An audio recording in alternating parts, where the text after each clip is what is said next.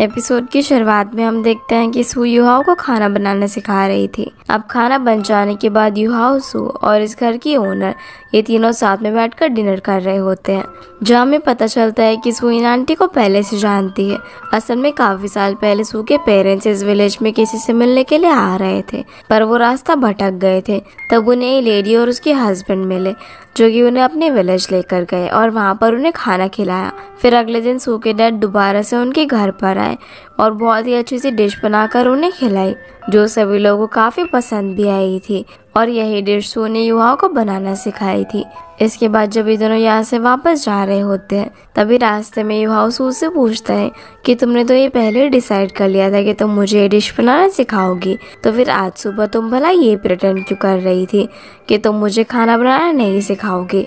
तो सू बोलती है कि मैं तो श्योर होना चाहती थी कि तुम सच में मुझसे खाना बनाना सीखना चाहते हो या फिर नहीं। अब यहाँ पर युहाओ काफी हिचकिचाने लगता है और फिर वो उसे इनडायरेक्टली यहाँ पर ही बता देता है कि वो अभी भी अपने पास से जुड़ा हुआ है। तो सू बोलती है कि कोई बात नहीं, मैं तुम्हारा वेट करूँगी। ये बोलकर वो आगे जाने लगती है। तभी युहाओ आकर उसके पास एकदम से उसे हक कर लेता है। सू पूछती है कि ये क्या कर रहे हो, तो बोलता है कि अरे यहाँ पर बैट्स हैं। तो सू कहती है कि तुम्हें बैट से भी डर लगता है, वॉर्म से भी डर लगता है, पर मुझे डर नहीं लगता। इसलिए वो उसे छोड़ देता है। पर रास्ते में युहाओ सू को रोककर बोलता है कि आज मून ना काफ़ी सुंदर लग रहा है, इसलिए चलो एक और वॉक पर चलते हैं। अब सू तो यहाँ पर उसे हाँ बोलने वाली थी, पर तभी वहाँ पर डायरेक्टर जिन आ जाता है, जो सू को बोलता है कि एक बहुत ही इम्पोर्टेंट मीटिंग है, इसलिए वो उसके साथ चली जाती है। और बेचारा युवा थोड़ा सा अपसेट हो जाता है। अब जैसे ही सू अपनी रूम्स वगैरह के बाहर पहुंचती है, तो वहाँ पर अपनी मॉम को देखती है और काफ़ी खुश होती है। उसकी मॉम बताती है कि डायरेक्टर जिन मुझे यहाँ पर लेकर आए हैं, जो देखकर सू काफ़ी खुश होती है और अपनी मॉम को बर्थडे विश करती है। जहाँ डायरेक्टर जिन भी मॉम को एज अ बर्थडे गिफ्ट उनकी और सू की एक स्केच देता है, जो कि उसने खुद बनाई थी, जो देखकर वो काफ़ी खुश होती है। फिर सभी लोग साथ में मिलकर बर्थडे सेलिब्रेट करने लगते हैं, जो चीज़ युहाओ भी देख रहा था, पर वो यहाँ से चला जाता है। अब जब सू अपनी मॉम को लेकर अपने रूम में जाती है, तो वहाँ पर उसकी मॉम बताती है कि कैसे डायरेक्टर जिन उनसे मिलने के लिए आया था, जहाँ पर वो उन्हें बता देता है कि वो सू को पसंद करता है और ये जो बाहर शूटिंग करने का डिसीजन था वो उसने युवाओं की वजह से लिया था। पर मैं नहीं चाहता कि मैं सू को अनहैप्पी करूं, इसलिए मैं इस शूट को कैंसिल कर रहा हूं ताकि सू आपके साथ बर्थडे सेलिब्रेट कर सके। पर ये सब सुनकर सू की मॉम उसके साथ शूट पर आने के लिए मान जाती है एक दिन के लिए। जहाँ उनकी हेल्थ को देखते हुए डायरेक्टर जिन ने वहाँ पर एक डॉक्टर भी बुलवाया हुआ था। जो सब सुनकर सू अपनी मॉम से पूछती है कि मॉम क्या आप डायरेक्टर जिन को पसंद करती हो, पर उसकी मॉम कहती है कि बेटा ये तुम्हारी लाइफ है और तुम किसी को भी पसंद कर सकती हो। जो सुनकर सू खुश हो जाती है और अपनी मॉम के साथ गाना गाने लग जाती है। दूसरी तरफ हम डायरेक्टर जिन और बी को साथ में ड्रिंक करता हुआ देखते हैं, जिनकी बातों से हमें पता चलता है कि आज वो सू को प्रपोज करने वाला है। फिर वो यहाँ से युवाओं को ढूंढने के लिए जाने लगती है, तो जिन बोलता है कि तुम अकेले मत जाओ, रात का टाइम है, जिस पर वो कहती है कि मैं अकेले ही काफ़ी हूँ। तो जिन उसे जाने से पहले उसकी मदद करने के लिए थैंक्स बोलते हैं। दूसरी तरफ हम युहाओ को देखते हैं, जो कि लेक साइड पर अकेला बैठा हुआ था और अपने पास की बर्थडे मेमोरीज को याद कर रहा था। फिर वो सू को अपने पास बुलाने का भी सोचता है, पर वो उसे कांटेक्ट नहीं करता। वहीं सू की मॉम उसे बोलती है कि कल हम लोग ना आंटी जाओ के घर चलेंगे। तो सू बताती है कि मैं आज ही उनसे मिलकर आई और मैं उनके घर पर युहाओ के साथ खाना बना रही थी। जिस पर उसकी मॉम बोलती है कि जब हम लोग बर्थडे सेलिब्रेट कर रहे थे, तब क्या तुमने युहाओ को बाहर जाते हुए देखा था? जिस पर वो हाँ बोलती है और कहती है कि युहाओ को बर्थडेज मनाना पसंद नहीं है, क्योंकि उसके बर्थडे से कोई पास्ट की बुरी मेमोरी जुड़ी हुई है। जो सुनकर उसकी मॉम बोलती है कि अगर तुम्हें उसकी फिक्र हो रही है तो तुम उसके पास जा सकती हो और मैं तो सोने वाली हूँ। ये सुनकर सू खुश हो जाती है और अपनी मॉम को थैंक्स बोलकर वहाँ से चली जाती है। तभी सू के पास डायरेक्टर जिन आता है, जो उससे बोलता है कि मैं तुमसे कुछ बात करना चाहता हूँ। पर सू उसके बोलने से पहले उसे कहती है कि मेरी मॉम को यहाँ पर लाने के लिए और उनका बर्थडे सेलिब्रेट करने के लिए थैंक यू, लेकिन अभी ना मुझे युहाओ की चिंता हो रही है, इसलिए हम लोग कल बात करते हैं। ये बोलकर वो फटाफट वहाँ से भाग जाती है और बेचारा जिन उसे कुछ भी नहीं बोल पाता। वहीं सू जब युहाओ को ढूंढ रही होती है, तो वो उसे वॉकी टॉकी से भी कांटेक्ट करने की कोशिश करती है, लेकिन उसका कोई भी रिप्लाई नहीं आता, जिस वजह से सू काफ़ी परेशान हो जाती है। अब जब वो लेक के पास पहुंचती है, तो वो देखती है कि युहाओ का वॉकी टॉकी तो वहीं पर रखा हुआ है, और तभी उसे किसी के पानी में गिरने की आवाज़ आती है, जो देखकर वो काफ़ी घबरा जाती है और उस जगह के पास जाती है। तब वहाँ पर उसे युहाओ दिखाई देता है, जिसने कि बहुत ही मुश्किल में आंटी जाओ को लेक में डूबने से बचा लिया था।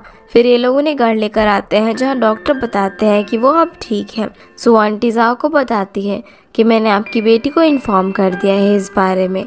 और फिर वो युहाओ से बाहर जाकर पूछते हैं कि आंटी लेक के अंदर कैसे गिर गई, पर युहाओ को भी इस बारे में कुछ नहीं पता था।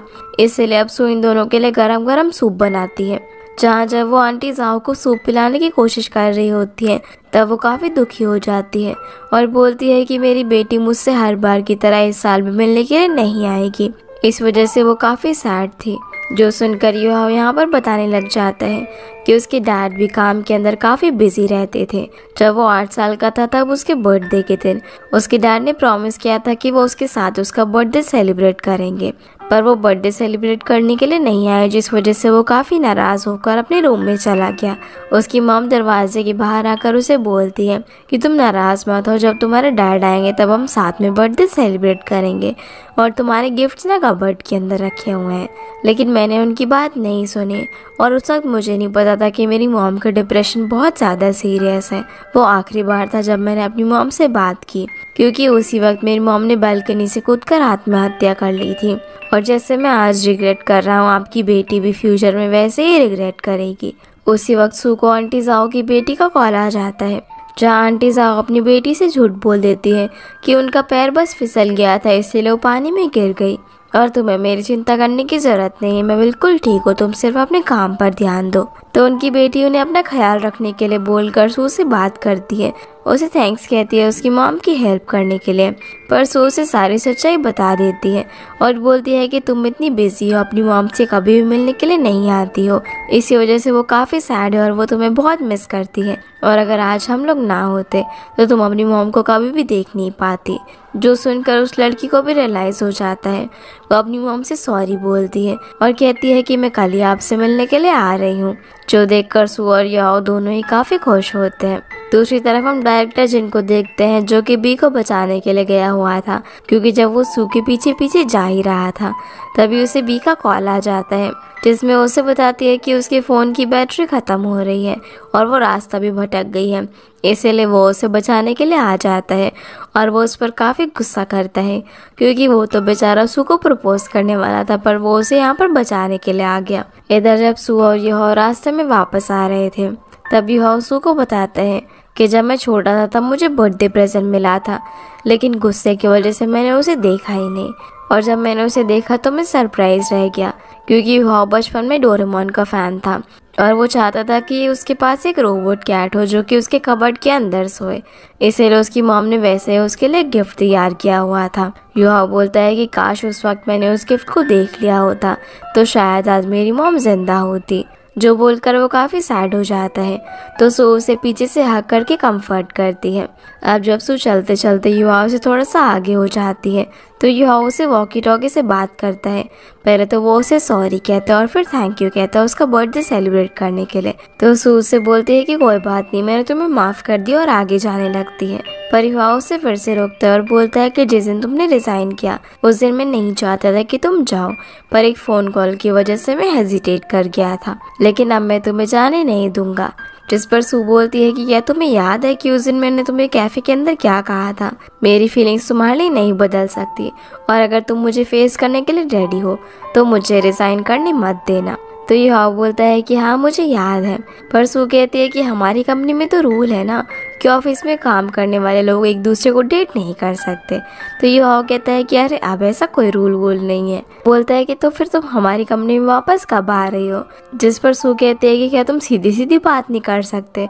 फिर वो उसे बोलने लग जाता है कि मुझे पता है कि मैं कभी कभी बहुत ज़्यादा अनोइंग हो जाता हूँ और मुझे लोगों से ठीक से बात भी करना नहीं आता, पर मैं तुम्हारा ख्याल अच्छे से रख सकता हूँ, इसलिए क्या फिर भी तुम मेरे साथ होना चाहती हो। सू बोलती है कि मुझे पता है कि उस दिन मेरे लिए कैब तुम ही ने बुक की थी, तुमने मेरे लिए इल्यूशन को फायर किया था और उस दिन जब मैं ऑफिस के अंदर काफ़ी सैड थी, जब मैंने अपना हाथ जला लिया था, तो तुमने मेरे लिए चुपके से कैट के थ्रू दवाई भेजी थी। तुम छुप छुप कर मुझे इस तरह कंफर्ट करते रहते हो, और तुम जितना सोचते हो ना, तुम मुझसे कहीं ज़्यादा जेंटल हो।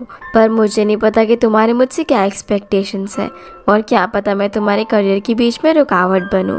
तो क्या फिर भी तुम मेरे साथ होना चाहते हो? जिस पर युहाओ हाँ बोलता है। तो सू बोलती है कि अब से तुम्हारे इमोशंस तुम्हारे पास्ट के नहीं बल्कि प्रेजेंट के होंगे। जिसकी इस बात पर जब युहाओ को समझ नहीं आता, तो सू उसे टमेटोज के बारे में याद दिलाती है। इसलिए युहाओ अपनी पॉकेट से अपनी गाड़ी की चाबी निकालता है और उसमें लगी हुई टमेटो वाली कीचेन को निकालकर फेंक देता है, जो देखकर सू काफ़ी खुश होती है। फिर युहाओ उसके पास आकर सीधा सीधा उसे बोल देता है कि मैं तुम्हें पसंद करता हूँ और अब तुम्हारी बारी है। अब जैसे ही सू उसे कन्फेस करने वाली होती है, तभी वहाँ पर डायरेक्टर जिन आ जाता है, जो कि वॉकी टॉकी पर सू से अपनी फीलिंग्स कन्फेस करने लगता है और उसे बोलता है कि मुझे तुम्हारा जवाब अभी नहीं चाहिए, तुम आराम से सोचकर मुझे बता सकती हो, लेकिन तुम एक अच्छे इंसान को चुनना। अब इससे पहले कि सू उसे कुछ बोल पाती, तभी युहाओ उसके पास आकर उसे किस कर देता है, जो देखकर बेचारा जिन और बी का तो दिल ही टूट जाता है। अब अगले दिन कंपटीशन होता है, जहाँ पर सभी लोग काफ़ी खुश थे और सभी लोगों को युहाओ की बनाई हुई डिश भी काफ़ी पसंद आती है। पर डायरेक्टर जैंग और बी यहाँ पर काफ़ी सैड थे। अब ट्रिप के बाद सू युहाओ के साथ कंपनी में वापस आ जाती है, जहाँ पर सभी लोग उसे देखकर काफ़ी खुश होते हैं। पर उसके आते ही युहाओ उसे वाइस प्रेसिडेंट बना देता है, जो देखकर बाकी सभी लोगों के साथ साथ सू खुद भी हैरान हो जाती है। जिसके बाद हम डायरेक्टर जिन और सांग भी को देखते हैं, जो दोनों सैड होकर साथ में काफ़ी ड्रिंक कर रहे थे। सीन अब सुपर आता है, जो युहाओ से बोलती है कि तुमने तो मुझे सेक्रेटरी बनाने के लिए कहा था ना, और आखिर तुमने मुझे एकदम से वाइस प्रेसिडेंट कैसे बना दिया? क्या तुम मुझसे ये सब पहले डिस्कस नहीं कर सकते थे? और लोग भला क्या सोचेंगे? युहाओ कहता है कि मैं भला लोगों के बारे में क्यों सोचूं? तुम इस पोस्ट को डिजर्व करते हो, इसलिए मैंने तुम्हारा प्रमोशन किया है। और ऐसे एक एक करके वो सू के सारे सवालों के जवाब दे देता है। इससे लोग बेचारे कुछ बोल ही नहीं पाती। अब जब वो काम करने के लिए जा ही रही होती है, तभी युहाओ उसे रोक लेता है और बोलता है कि थोड़ी देर और रुक जाओ, हम ऐसे भी कुछ दिनों से साथ में ज़्यादा अच्छे से टाइम बिता नहीं पाए हैं। इसलिए सू भी उसकी बात मानकर चेयर पर बैठ जाती है और वो अपने शूज़ निकालने लग जाती है, क्योंकि उसे हाई हील से काफ़ी डिस्कम्फर्ट हो रहा था। युहाओ बोलता है कि तुमने हाई हील्स क्यों पहनी हुई जब तुम्हें प्रॉब्लम होती है? तो सू कहती है कि मिस्टर युहाओ, आप ही ने तो कहा था कि कंपनी की इमेज के लिए हमें अच्छे से ड्रेसअप होकर रहना चाहिए। तो युहाओ कहता है कि अच्छा, तुम तो मेरी बड़ी बात मानती हो, और वैसे तुम्हें आगे से ये करने की ज़रूरत नहीं है। अगर तुम्हें नहीं पसंद तो तुम फ्लैट शूज़ भी पहन सकती हो। पर सू कहती है कि अभी मेरे पास चेंज करने के लिए कुछ नहीं है। तो युहाओ उसकी चेयर खिसकाकर अपनी वार्डरोब के पास लेकर जाता है, जहाँ पर उसने उसके लिए शूज़ वगैरह सब कुछ पहले से अरेंज करके रखा हुआ था, जो देखकर सू काफ़ी हैरान हो जाती है। युहाओ बोलता है कि कभी कभी ओवर टाइम करते हुए चेंज करने की ज़रूरत पड़ जाती है, इसलिए ये सब मैंने प्रिपेयर किया हुआ है। फिर वो उसे अपने हाथों से शूज़ पहनाता है, जो देखकर सू काफ़ी खुश होती है और बोलती है कि हमारे ऑफिस में सब कुछ है, बस एक बेड की कमी है। तभी युहाओ एक बटन दबाता है, जिससे जो कबर्ड थी वो बेड में ट्रांसफॉर्म हो जाती है, जो देखकर सू काफ़ी हैरान हो जाती है और बोलती है कि मैं तो अपने काम पर वापस जा रही हूँ। पर युहाओ उसे रोककर बोलता है कि ऑफिस के बाद मेरे घर पर चलना और हम दोनों साथ में डिनर करेंगे। पर सू कहती है कि मेरी मॉम की हेल्थ कंडीशन ठीक नहीं है, इसलिए मुझे उनका भी ख्याल रखना होगा और उनके लिए डिनर बनाना होगा। तो युहाओ बोलते हैं कि कोई बात नहीं, तुम ऑफिस से जल्दी घर चले जाना, अपनी मॉम के लिए डिनर बनाना, इसके बाद तुम मेरे घर आना और हम दोनों साथ में डिनर करेंगे। जो सुनकर सू काफ़ी खुश होती है और जाने से पहले उसे किस कर देती है, जो देखकर युहाओ भी उसे जाने से रोकता है, अपनी तरफ खींचकर उसे किस करने लगता है। जिस बीच वहाँ पर कॉफ़ी भी गिर जाती है, जिससे दोनों के कपड़े गंदे हो जाते हैं। इसके बाद हम कंपनी में मार्केटिंग डिपार्टमेंट के हेड को देखते हैं, जो कि सू के वाइस प्रेसिडेंट बनने से बिल्कुल भी खुश नहीं था और वो बी को उनके शो के लिए एज अ स्पोक्स पर्सन चुनता है। जो बात जानकर बी काफ़ी खुश हो रही थी, क्योंकि उसे लग रहा था कि ये सब युहाओ ने किया है। फिर वो जिन को भी अपने पास बुला लेती है, जो बेचारा काफ़ी अपसेट था। पर बी उसे कहती है कि अरे तुम्हें इतनी जल्दी हार नहीं माननी चाहिए। युवाओं को अपने काम से प्यार है और सू को अपनी मदर से। मुझे नहीं लगता कि उनका रिलेशनशिप ज़्यादा टाइम तक टिक पाएगा। सीना वापस से सू पर आता है, जो कि मिस्टर वांग से मिलने के लिए जाती है, जहाँ पर वो उससे ठीक से बात नहीं करता और टॉन्ट मारता है। इस वजह से सू भी काफ़ी परेशान हो जाती है। अब जब युहाओ सू को ऑफिस के बाद उसके घर छोड़ने के लिए आ रहा था, तो वो पूरे टाइम टाइम फोन पर सिर्फ रास्ते में काम की बातें किए जा रहा था। घर के नीचे पहुंचने पर सू उसे बोलती है कि मिस्टर वांग इस बात से दुखी है कि तुमने मुझे वाइस प्रेसिडेंट बना दिया, जिस पर युहाओ कहता है कि तुम ये डिजर्व करते हो, इसीलिए मैंने तुम्हें वाइस प्रेसिडेंट बनाया है। तो सू बोलती है कि अगर मैं इसी तरह तुम्हारे साथ काम में बिजी रहूंगी तो मेरी मॉम के साथ कौन रहेगा, जिस पर युहाओ कहता है कि मैं भी तुम्हारी मॉम को कंपनी दूंगा। और सू तुम हमेशा अपनी मॉम का इतना ज़्यादा ख्याल रखती हो, हमेशा सिर्फ उनके बारे में ही सोचती हो, तुमने अपने करियर पर ध्यान ही नहीं दिया, इसलिए अभी तुम्हें अपने करियर पर भी फोकस करना चाहिए, क्योंकि हमेशा तुम्हारी मॉम तो तुम्हारे साथ नहीं रहने वाली है ना। जो सुनकर सू गुस्से में ऊपर चली जाती है और उसके जाने के बाद युहाओ को फिर रियलाइज होता है कि शायद उसने कुछ ज़्यादा ही बोल दिया। सू जैसे ही ऊपर पहुंचती है तो देखती है कि वहाँ पर डायरेक्टर जिन आया हुआ है। असल में बी ने ये प्लान बनाया था। उसने डायरेक्टर जिन को कहा था कि सू तो बिजी है ना, इसलिए तुम जाकर उसकी मॉम का ख्याल रखो, जैसे ही सू आएगी तो मैं तुम्हें मैसेज कर दूंगी और तुम वहाँ से चले आना। पर उसने उसे जानबूझकर मैसेज नहीं किया था। और जिन यहाँ पर जैसे ही सू को देखता है तो उसे काफ़ी एम्बैरेसमेंट फील होती है, इसलिए वो वहाँ से जल्दी जल्दी निकल जाता है। वो नीचे आकर बी को बोलता है कि तुमने मुझे मैसेज क्यों नहीं किया। वही वहाँ सू से पूछता है कि क्या मैं भी ऊपर आऊँ, जिस पर वो उसे मना कर देती है। वो बोलती है कि तुम मेरा वेट मत करो, अपने घर चले जाओ, मैं अपनी मॉम के साथ डिनर करके तुम्हारे घर पर आ जाऊंगी। पर तभी सू नीचे आती है क्योंकि जिनका फोन ऊपर रह गया था, इसलिए वो उसे वापस करने के लिए आती है। जहाँ सू से माफ़ी मांगती है क्योंकि उसने अचानक से रिज़ाइन कर दिया था। तो डायरेक्टर जिन बोलता है कि अगली बार जब प्रोग्राम रिकॉर्ड होगा तब तुम भी प्लीज़ वहाँ पर आना, कहीं अगर युहाओ अच्छे से बिहेव न करे तो तुम मुझे संभाल लोगी। जो सब कुछ युहाओ पास ही में खड़े होकर सुन रहा था और वो बोलता है कि नहीं सू नहीं आएगी। तब सू उसे बताने लग जाती है कि मेरी मॉम आज हॉस्पिटल के अंदर दवाई भूल गई थी, जिसे डायरेक्टर जिन वापस करने के लिए आए थे, और मेरी मॉम ने उन्हें अगली बार डिनर के लिए भी इनवाइट किया है। जहाँ पर ये दोनों ही एक दूसरे को टॉन्ट मारने लग जाते हैं और फिर युहाओ सू का हाथ पकड़ के उसे ऊपर लेकर जाता है, जिसे देखकर डायरेक्टर जिन को काफ़ी गुस्सा आता है। अब जब युहाओ सू के साथ उसके घर में होता है तब वो उसकी मॉम के सामने काफ़ी नर्वस हो रहा था कि वो क्या बात करे, इसीलिए जब सू अपनी मॉम को सूप डाल रही होती है तो वो उसे खुद ही लेकर पी जाता है, जो देखकर सू और उसकी मॉम काफ़ी हंस रहे होते हैं कि उसे तो ठीक से बात भी करना नहीं आता। डिनर के बाद जब इधर वापस जा रहे होते हैं तब सू युहाओ पर काफ़ी हंसती है और उसे बोलती है कि कोई बात नहीं, मैं तुम्हें बात करना सिखा दूंगी। तो युहाओ बोलता है कि भला तुमने जिन को अपने साथ घर पर डिनर पर इनवाइट क्यों किया। तो सू कहती है कि क्यों तुम जेलस हो रहे हो, जिस पर वो मना कर देता है और उसे नाराज़ होने की एक्टिंग करता है। तो सू उसे किस कर देती है।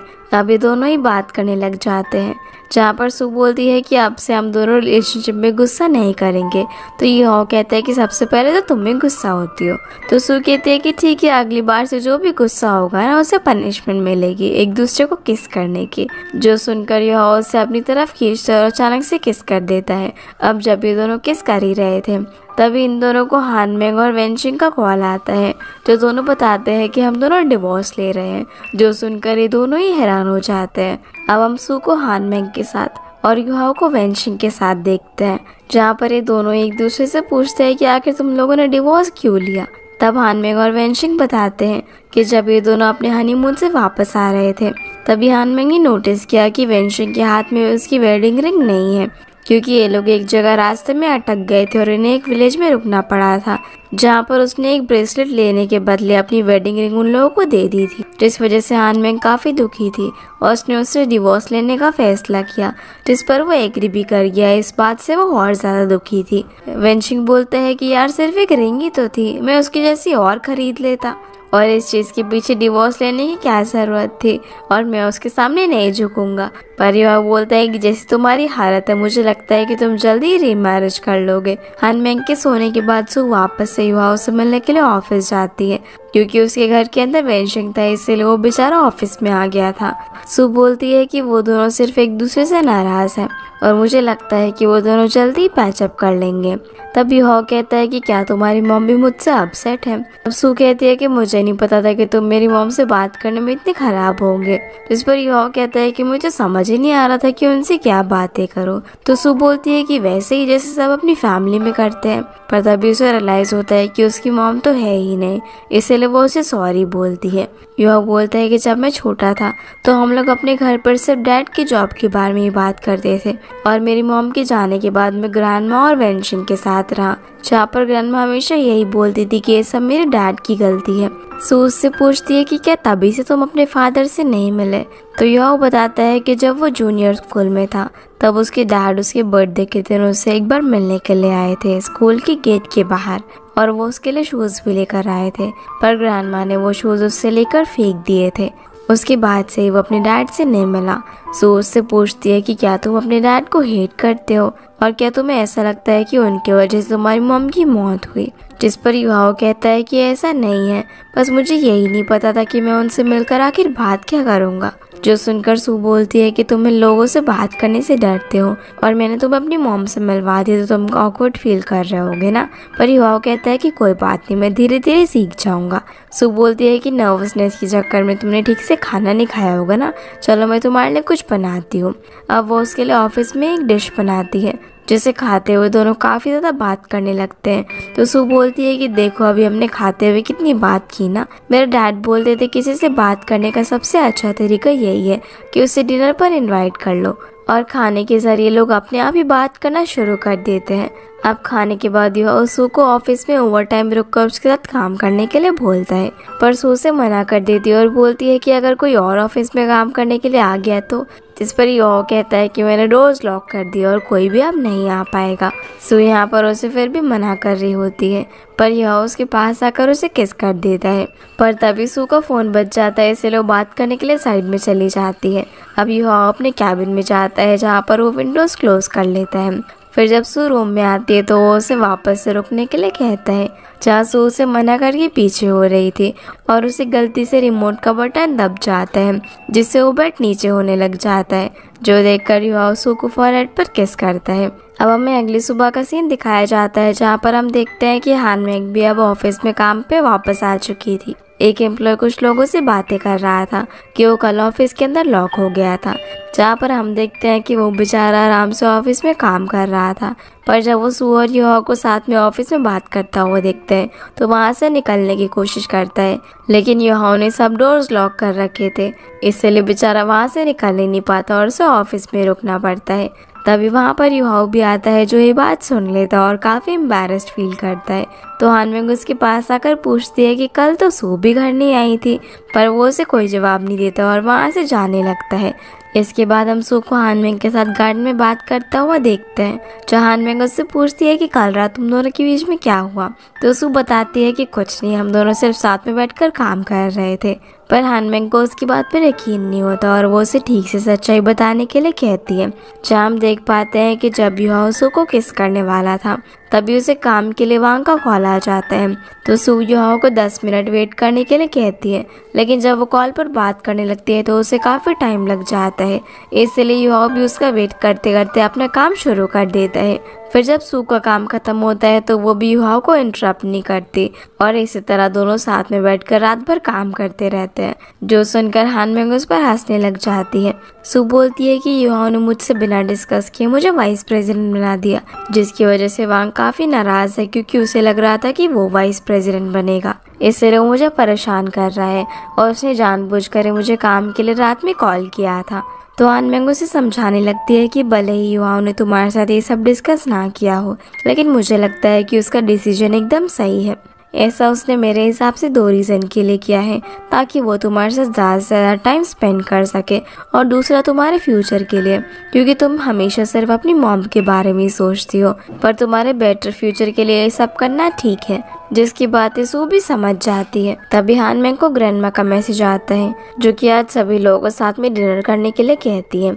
ये देखकर सू भी हान मैंग को अपना गुस्सा साइड में रखकर वेंशिंग से बात करने के लिए कहती है। हान मैंग बोलती है कि अगर तुम मेरी जगह होती तो क्या तब भी तुम यही बोलती, और सबसे बुरी बात तो ये है कि उसे ये लगता है कि मैं उसे सिर्फ रिंग के लिए नाराज़ हूँ और जब मैंने उसे रिंग पहनाई थी तब मैंने एक्सपेक्ट किया था कि वो मेरा फ्यूचर पार्टनर है और हम फ्यूचर में हमेशा सारी चीजें एक साथ करेंगे, और मैंने भी यही सोचा था कि वो भी मुझसे यही एक्सपेक्ट करता है, पर उसने तो उस रिंग को एक बकवास से ब्रेसलेट खरीदने के लिए किसी और को दे दिया।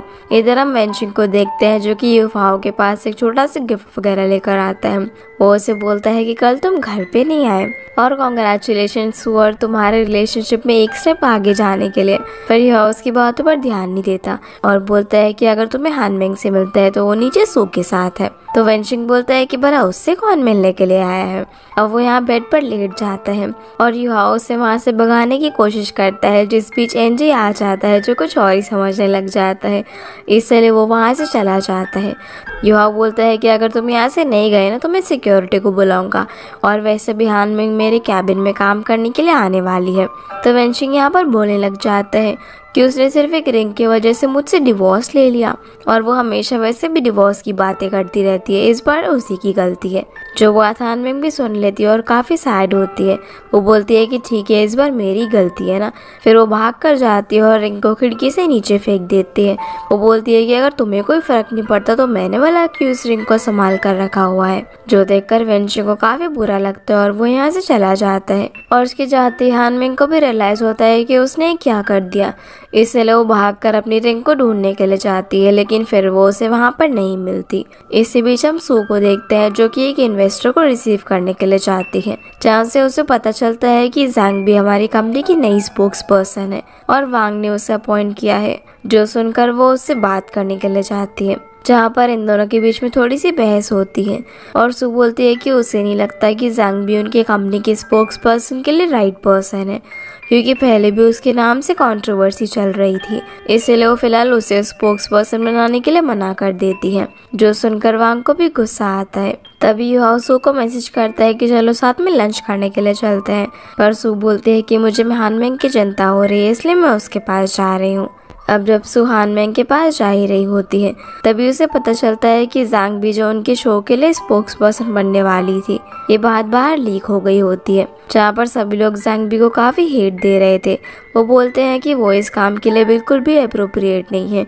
सभी लोग यहाँ पर वांग पर ही शक कर रहे होते हैं कि ज़रूर उसने ही बात बाहर लीक की है, और ऐसा करने में थोड़ा हाथ वांग का भी होता है, पर उसे कंपनी से निकालने के बजाय सू काफ़ी अच्छे से इस मैटर को हैंडल करती है और अपनी टीम को बोलती है कि वो सभी लोगों को ये बोले कि युहाओ और जैंग भी काफ़ी अच्छे दोस्त हैं, इसलिए युहाओ ने उसे अपनी कंपनी के प्रोग्राम में इन्वाइट किया है और वो कोई स्पोक्स पर्सन वगैरह नहीं है, जिससे उसकी इमेज भी बची रहेगी। जिस बात को सभी लोग मान जाते हैं, पर हानमेंग उसे बोलती है कि भला तुम वांग को क्यों बचा रही हो। तो सू बोलती है कि वो नाराज है, अगर हम उसे एक्सपोज करके कंपनी से निकाल देंगे तो वो और ज़्यादा हमें हेट करने लगेगा, पर अगर हम उसे रियलाइज़ करेंगे कि उसकी गलती क्या है तो वो फिर से ऐसी हरकत नहीं करेगा। सू फिर डायरेक्टर जिनको कॉल करके जैंग बी के पास मिलने के लिए भेज देती है, क्योंकि उससे काफ़ी हेट मिल रहा था, जिस वजह से वो बहुत ज़्यादा सैड होकर ड्रिंक कर रही थी। और सू फिर खुद हानमेंग को कंफर्ट करने के लिए जाती है, जहाँ से वो युहाओ को मैसेज करके बता देती है कि आज रात वो हानमेंग के साथ ही रहेगी। इसी के साथ ये एपिसोड यहीं पर ख़त्म हो जाता है। तो गाइस ये थी आज के वीडियो, एंड आई होप आप लोगों को ये वीडियो पसंद आई होगी, तो इस वीडियो को लाइक कर चैनल को सब्सक्राइब ज़रूर कीजिएगा। आपसे फिर